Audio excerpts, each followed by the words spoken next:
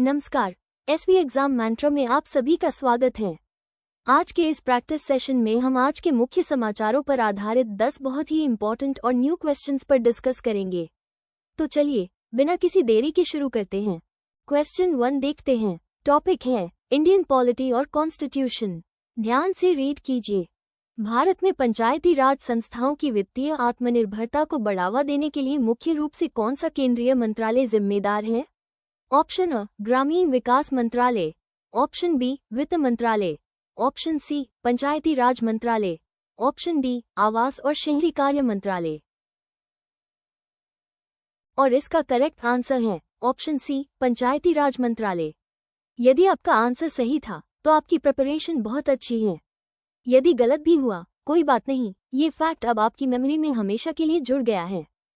पंचायती राज मंत्रालय को विशेष रूप से पंचायती राज संस्थाओं को मजबूत करने और वित्तीय स्वायत्तता सहित उनके प्रभावी कामकाज को बढ़ावा देने का काम सौंपा गया है। ग्रामीण विकास मंत्रालय व्यापक ग्रामीण विकास योजनाओं पर ध्यान केंद्रित करता है।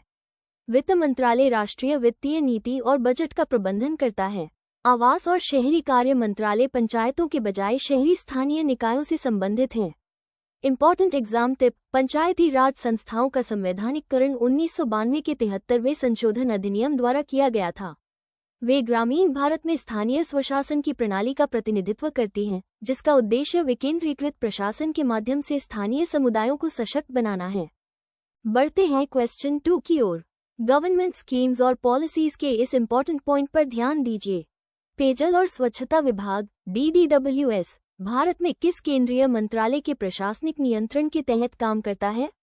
ऑप्शन अ ग्रामीण विकास मंत्रालय, ऑप्शन बी जल शक्ति मंत्रालय, ऑप्शन सी स्वास्थ्य और परिवार कल्याण मंत्रालय, ऑप्शन डी आवास और शहरी कार्य मंत्रालय। इस क्वेश्चन का करेक्ट आंसर है ऑप्शन बी यानी जल शक्ति मंत्रालय। जिनका अटेम्प्ट सही रहा बहुत बधाई, जिनका गलत हुआ निराश न हो, ये सीखने और इम्प्रूव करने का बेस्ट अपॉर्चुनिटी है। पेयजल एवं स्वच्छता विभाग DDWS जल शक्ति मंत्रालय का एक हिस्सा है, जिसका गठन 2019 में किया गया था। यह मंत्रालय जल संसाधन और स्वच्छता के लिए जिम्मेदार है। ग्रामीण विकास मंत्रालय ग्रामीण विकास योजनाओं और बुनियादी ढांचे पर ध्यान केंद्रित करता है। स्वास्थ्य और परिवार कल्याण मंत्रालय सार्वजनिक स्वास्थ्य और चिकित्सा सेवाओं से संबंधित है। आवास और शहरी मामलों का मंत्रालय शहरी विकास और आवास से संबंधित है। इंपॉर्टेंट एग्जाम टिप: जल शक्ति मंत्रालय का गठन 2019 में जल संसाधन, नदी विकास और गंगा संरक्षण मंत्रालय और पेयजल और स्वच्छता मंत्रालय के विलय से किया गया था। ये देश भर में जल संसाधन, पेयजल और स्वच्छता से संबंधित मुद्दों के लिए जिम्मेदार हैं। क्वेश्चन 3 देखते हैं। टॉपिक है साइंस और टेक्नोलॉजी। ध्यान से रीड कीजिए। NESS बड़ी E North Eastern Space Application Centre ISRO और किस अन्य संगठन की एक संयुक्त पहल है? ऑप्शन अ नीति आयोग, ऑप्शन बी पूर्वोत्तर परिषद, ऑप्शन सी पूर्वोत्तर क्षेत्र विकास मंत्रालय, ऑप्शन डी अंतरिक्ष विभाग। और इसका करेक्ट आंसर है ऑप्शन बी पूर्वोत्तर परिषद। यदि आपका आंसर सही था तो आपकी प्रिपरेशन बहुत अच्छी है। यदि गलत भी हुआ कोई बात नहीं, ये फैक्ट अब आपकी मेमोरी में हमेशा के लिए जुड़ गया है। NESS एक क्षेत्रीय केंद्र है जो इसरो और उत्तर पूर्वी परिषद की संयुक्त पहल के रूप में स्थापित किया गया है। नीति आयोग एक नीति थिंक टैंक है। NESS बड़ी ई का सह संस्थापक नहीं है। उत्तर पूर्वी क्षेत्र विकास मंत्रालय क्षेत्रीय विकास पर ध्यान केंद्रित करता है लेकिन सह संस्थापक नहीं है। अंतरिक्ष विभाग इसरो की देखरेख करता है लेकिन NESS बड़ी ई के लिए संयुक्त भागीदार नहीं है। इंपॉर्टेंट एग्जाम टिप: पूर्वोत्तर अंतरिक्ष अनुप्रयोग केंद्र NESS बड़ी ई उमियम मेघालय में स्थित है। यह मुख्य रूप से पूर्वोत्तर में प्राकृतिक संसाधन प्रबंधन, बुनियादी ढांचा योजना और आपदा प्रबंधन के लिए अंतरिक्ष प्रौद्योगिकी को लागू करने पर केंद्रित है। बढ़ते हैं क्वेश्चन 4 की ओर। जनरल करंट अफेयर्स के इस इंपॉर्टेंट पॉइंट पर ध्यान दीजिए। 12वीं श्रम और रोजगार मंत्रियों की बैठक की मेजबानी करने के लिए कौन सा भारतीय शहर तैयार है? Option A Bengaluru, option B Hyderabad, option C New Delhi, option D Chennai. इस क्वेश्चन का करेक्ट आंसर है ऑप्शन बी यानी हैदराबाद। जिनका अटेम्प्ट सही रहा बहुत बधाई, जिनका गलत हुआ निराश न हो, ये सीखने और इम्प्रूव करने का बेस्ट अपॉर्चुनिटी है। 12वीं श्रम और रोजगार मंत्रियों की बैठक के लिए हैदराबाद को मेजबान शहर नामित किया गया है। बेंगलुरु एक प्रमुख आईटी हब है, लेकिन इस बैठक के लिए मेजबान नहीं है। नई दिल्ली अक्सर अंतर्राष्ट्रीय कार्यक्रमों की मेजबानी करती है, लेकिन इस विशिष्ट बैठक की नहीं। चेन्नई एक महत्वपूर्ण बंदरगाह शहर है, लेकिन नामित स्थल नहीं है। इंपॉर्टेंट एग्जाम टिप: इस तरह की मंत्रिस्तरीय बैठकें श्रम नीतियों और रोजगार रणनीतियों जैसी महत्वपूर्ण वैश्विक चुनौतियों पर अंतर्राष्ट्रीय सहयोग को सुविधाजनक बनाती हैं। मेजबान के रूप में भारत की भूमिका वैश्विक शासन में इसके बढ़ते प्रभाव और सामाजिक आर्थिक मुद्दों को संबोधित करने की उसकी प्रतिबद्धता को रेखांकित करती है। अब आते हैं क्वेश्चन 5 पर। जुडिशरी और लीगल अफेयर्स का ये पहलू अक्सर एग्जाम्स में आता है। हाल ही में प्रकाशित पुस्तकों में से कौन सी पुस्तक एक प्रमुख कानूनी व्यक्तित्व के दृष्टिकोण से न्यायिक मामलों में अंतर्दृष्टि प्रदान करती है? ऑप्शन अ, कानूनी ओकाब, एक न्यायविद की यात्रा। ऑप्शन बी, न्याय की आवाज, न्याय गवाही बोलती हैं। ऑप्शन सी, अदालतें और संविधान, एक भारतीय परिप्रेक्ष्य। ऑप्शन डी, आधुनिक भारत में न्यायिक सक्रियता। यहाँ करेक्ट आंसर है ऑप्शन बी, न्याय की आवाज, न्याय गवाही बोलती हैं। अपनी कंसेप्चुअल क्लैरिटी को ऐसे ही बनाए रखिए। चलिए इसके पीछे का रीजन और एनालिसिस भी समझ लेते हैं। पुस्तक न्याय की आवाज, जस्टिस गवई स्पीक्स, विशेष रूप से जस्टिस गवई से संबंधित अंतर्दृष्टि और दृष्टिकोणों का विवरण देती है, जो न्यायपालिका में एक प्रमुख व्यक्ति हैं। विकल्प ए, सी और डी प्रशंसनीय लेकिन काल्पनिक पुस्तक शीर्षक हैं जो वास्तविक रिलीज से मेल नहीं खाते हैं।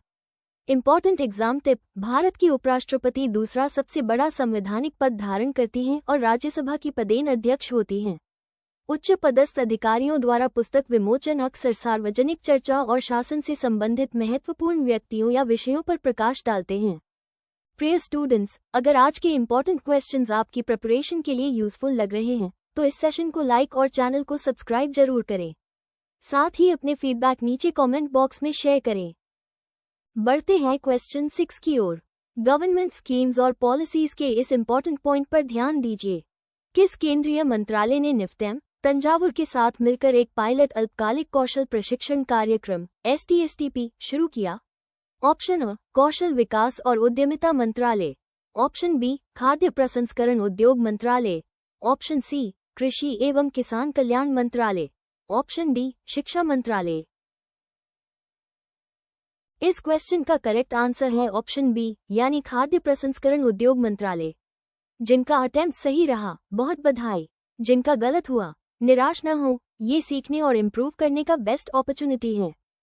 खाद्य प्रसंस्करण उद्योग मंत्रालय MOFPI ने पायलट लघु अवधि कौशल प्रशिक्षण कार्यक्रम STSTP शुरू करने के लिए NIFTEM तंजावुर के साथ सहयोग किया। कौशल विकास और उद्यमिता मंत्रालय व्यापक कौशल विकास पर ध्यान केंद्रित करता है, लेकिन इस विशिष्ट लॉन्च में शामिल नहीं था। कृषि और किसान कल्याण मंत्रालय कृषि उत्पादन से संबंधित है, खाद्य प्रसंस्करण कार्यक्रमों से सीधे तौर पर नहीं। शिक्षा मंत्रालय सामान्य शिक्षा नीति के लिए जिम्मेदार है, विशिष्ट उद्योग कौशल प्रशिक्षण कार्यक्रमों के लिए नहीं। इंपॉर्टेंट एग्जाम टिप: खाद्य प्रसंस्करण उद्योग मंत्रालय MOFPI भारत में खाद्य प्रसंस्करण क्षेत्र के विकास को बढ़ावा देता है। NIFTEM राष्ट्रीय खाद्य प्रौद्योगिकी, उद्यमिता और प्रबंधन संस्थान MOFPI के तहत एक प्रमुख शैक्षणिक संस्थान है। क्वेश्चन 7 देखते हैं। टॉपिक है जनरल करंट अफेयर्स। ध्यान से रीड कीजिए। वार्ता मीडिया कार्यशाला का आयोजन किस संगठन ने किया था? ऑप्शन अ, नीति आयोग। ऑप्शन बी, कौशल विकास और उद्यमिता मंत्रालय। ऑप्शन सी, सूचना एवं प्रसारण मंत्रालय। ऑप्शन डी, प्रेस सूचना ब्यूरो। और इसका करेक्ट आंसर है ऑप्शन डी, प्रेस सूचना ब्यूरो। यदि आपका आंसर सही था तो आपकी प्रिपरेशन बहुत अच्छी है। यदि गलत भी हुआ कोई बात नहीं, ये फैक्ट अब आपकी मेमोरी में हमेशा के लिए जुड़ गया है। प्रेस सूचना ब्यूरो PIB ने वार्ता मीडिया कार्यशाला का आयोजन किया। इस कार्यशाला में भारत की रचनात्मक अर्थव्यवस्था के लिए भविष्य के लिए तैयार कार्यबल विकसित करने की रणनीतियों पर ध्यान केंद्रित किया गया। नीति आयोग एक नीति थिंक टैंक है और आयोजक नहीं था। कौशल विकास और उद्यमिता मंत्रालय कौशल विकास पर ध्यान केंद्रित करता है, लेकिन इस विशिष्ट कार्यशाला का आयोजन नहीं किया। PIB सूचना और प्रसारण मंत्रालय के अधीन है। PIB स्वयं प्रत्यक्ष आयोजक था। इंपॉर्टेंट एग्जाम टिप: प्रेस सूचना ब्यूरो PIB भारत सरकार की प्रिंट और इलेक्ट्रॉनिक मीडिया को सूचना प्रसारित करने के लिए नोडल एजेंसी है। ये सरकार और मीडिया के बीच एक इंटरफेस के रूप में कार्य करता है जो जनता को सरकारी नीतियों, कार्यक्रमों, पहलों और उपलब्धियों के बारे में सूचित करता है। बढ़ते हैं क्वेश्चन 8 की ओर। इकोनॉमी और फाइनेंस के इस इम्पोर्टेंट पॉइंट पर ध्यान दीजिए। भारत टैक्स 2026 निम्नलिखित में से किस क्षेत्र से संबंधित एक अंतर्राष्ट्रीय कार्यक्रम है?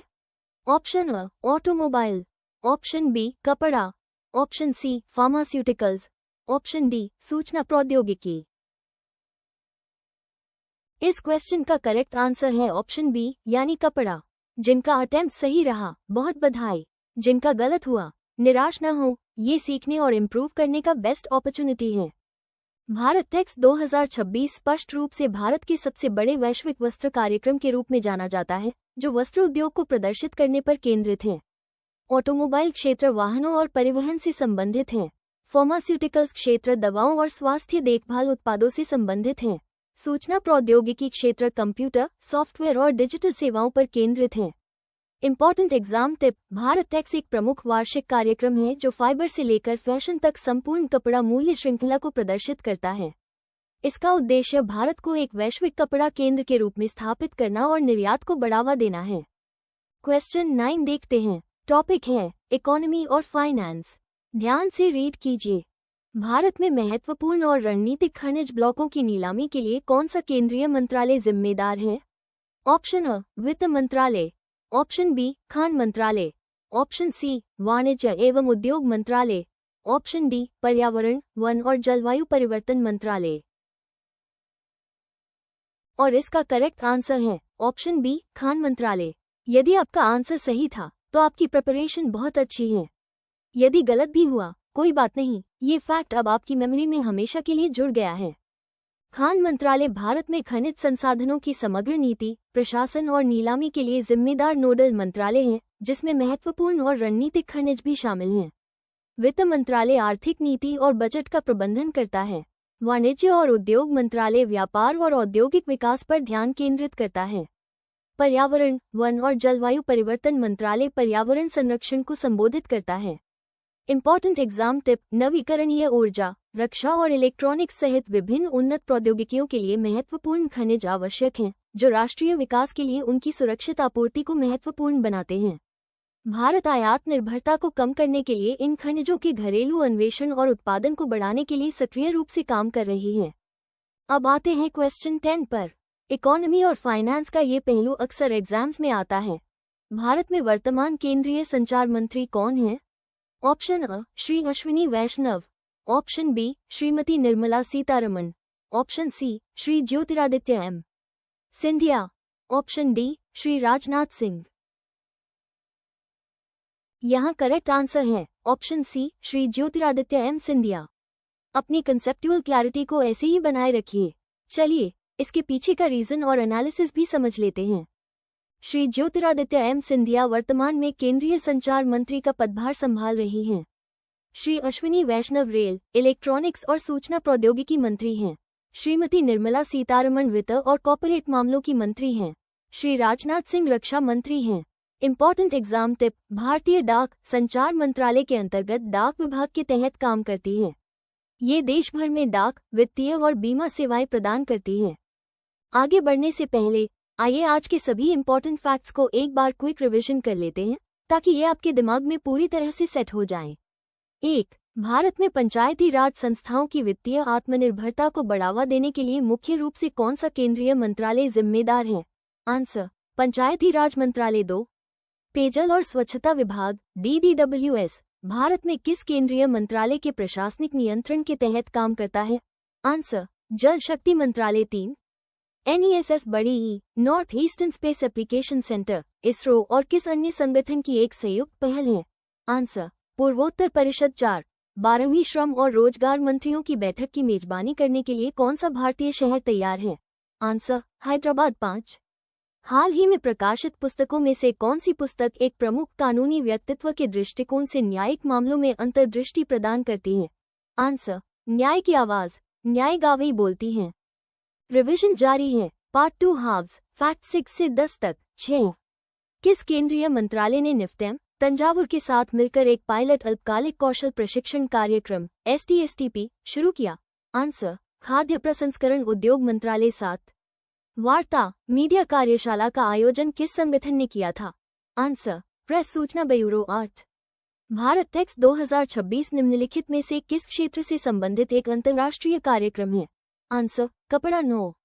भारत में महत्वपूर्ण और रणनीतिक खनिज ब्लॉकों की नीलामी के लिए कौन सा केंद्रीय मंत्रालय जिम्मेदार है? आंसर खान मंत्रालय 10। भारत में वर्तमान केंद्रीय संचार मंत्री कौन है? Answer Shri Jyotiraditya M Scindia. इन सभी फैक्ट्स को अच्छी तरह से याद रखिए, एग्जाम में ये डेफिनेटली आपके काम आएंगे।